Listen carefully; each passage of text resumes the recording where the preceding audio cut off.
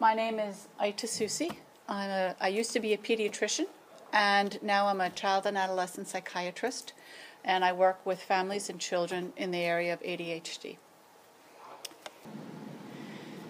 So diagnosis. What you need for an accurate diagnosis of ADHD is 6 criteria in 2 different settings. Okay, so school and home, or school and synagogue or church, because they don't want the behaviors to be dependent on the environment that you're in. Some people get nervous and anxious at school and so have all these kind of hyperactivity behaviors going on, but that doesn't come out at home. And this is a biological condition, so we want it to stay consistent over time. Onset. This is an old criteria, onset before age 7. This is a criteria that's the least used, let's put it this way. Plenty of people get diagnosed with ADHD who have a supposed onset at age 9 or 10, or it kind of first gets discovered as a teen or as an adult. But the formal diagnosis says that the onset should be before age 7. And there also should be evidence of problems in daily living. Meaning, if you just kind of drum your fingers like this and are a little bit hyperactive, but you can do your work, you can sustain your relationships, you can go to school, that's not an illness. Okay? It has to actually interfere with your daily tasks, whatever your tasks are. Well, I already talked about the 2 varieties. Many, many, many ways to diagnose. A psychologist can diagnose, a pediatrician, a psychiatrist can diagnose. The key part is that you need someone who's experienced in this, and you need to look at the behavior across different settings. That means you need to make phone calls to school teachers, talk with parents, maybe talk with other family members, and get a sense of this child. Because one person's viewpoint invariably is going to be colored by their personal ideas of how a child, quote-unquote, should behave. So you want to get a variety of viewpoints.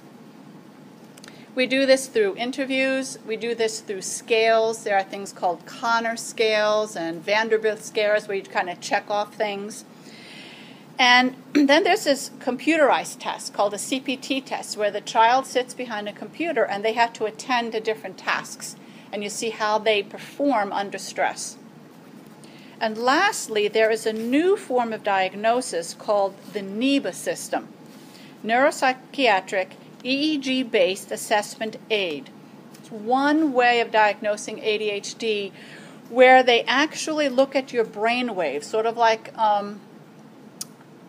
doing an EEG. And there's a certain relationship between the brain waves that is more common in patients with ADHD.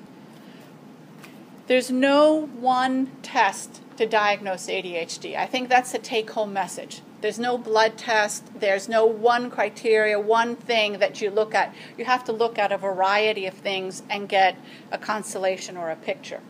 Yeah? You say you need 6 criteria. What are the criteria? On my way. Sorry. That's okay. There we go. Okay, so for the inattentive aspect, you have 9 options. Difficulties with the details, following through, organization, distractions, remembering things, sustained attention, especially sustained attention for things that are not interesting. Listening, problems with losing things, and problems with boring tasks. You need 6 out of these 9 in order to qualify for a diagnosis of the inattentive form of ADHD.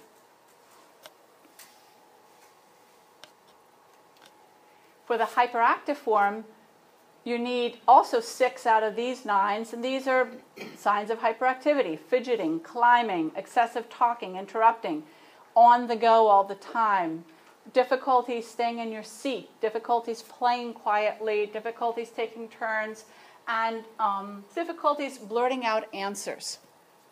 These are the type of kids who just are moving, and they can't stand in line. They're going to butt to the front of the line. They want to play with this for 2 minutes, and then the next toy for 3 minutes. And unless they're totally interested in something, they're just moving from one activity to the next. And they're skinny. Frequently, they're just burning off calories, and they tend to be really, really skinny. Okay, so overdiagnosis is, both overdiagnosis and underdiagnosis actually, are a big concern in ADHD. In cases of overdiagnosis, well-meaning family members and even physicians diagnose normal child behavior as illness. And it's a frequent question in psychiatry and psychology, where's the dividing line between what's on the edges of normal and what becomes illness? And sometimes behavioral problems are diagnosed as illnesses. And a key aspect here to note is that other conditions can look like ADHD. For example, anxiety. When a person gets anxious, they may fidget a lot. They may talk fast. They may not be able to sit still. They may be doing all kinds of behaviors that look like ADHD, but it's not a biological thing that's going on. They're just nervous or anxious about something. And so if you don't look carefully at the whole picture or look at the underlying situation, you may overdiagnose anxiety as ADHD. Taking a look at depression, that can be overdiagnosed as the inattentive form. Okay? You're tired, you don't feel like doing something, you can't focus, you can't concentrate, you lose things, you can't keep track of what's going on. It'd be very easy to, especially depression in children is very difficult to diagnose. It's hard to diagnose in adults too, but most 9-year-olds don't show up and say, "Mommy, I'm feeling sad." Okay, they just kind of either act out, which would be the hyperactive form, or they just kind of get droopy and quiet and can be overdiagnosed as having ADHD. And of course, mania can also look like the hyperactive form of ADHD.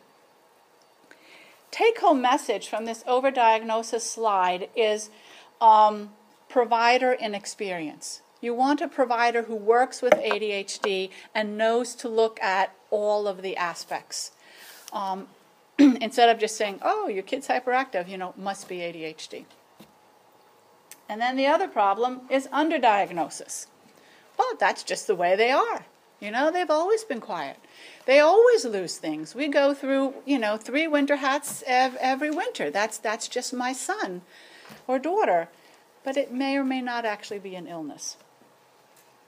The inattentive form of ADHD is frequently underdiagnosed because it doesn't catch people's attention.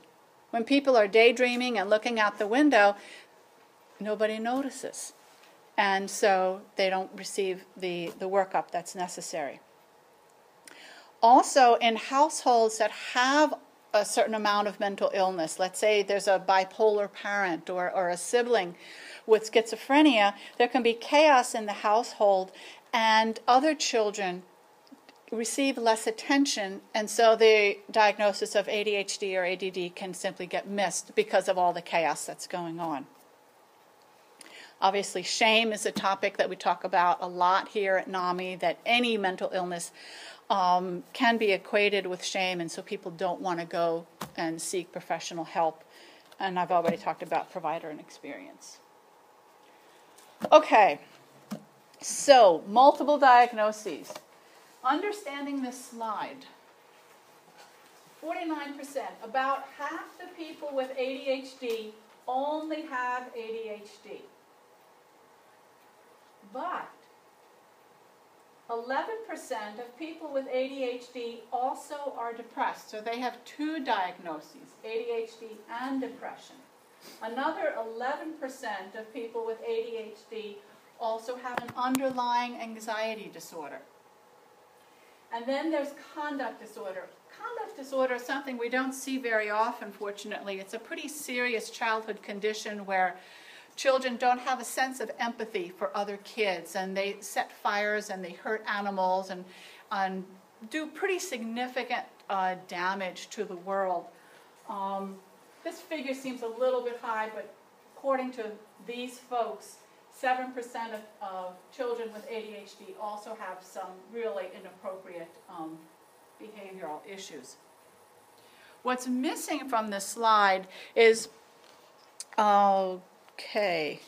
it's what's called oppositional defiant disorder.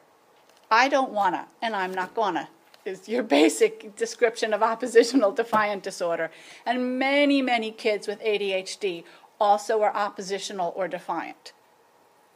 Mainly the point with ADHD, and I'm going to go into this more in depth in a little bit, is that people with ADHD love doing what they're interested in. They love it. Playing with trains or cooking or sewing, whatever it is that they're interested in, they want to do it. And that's all they want to do. And when you say, please take out the trash, which is really boring, that's when the I don't want us come out and the oppositional behaviors come out.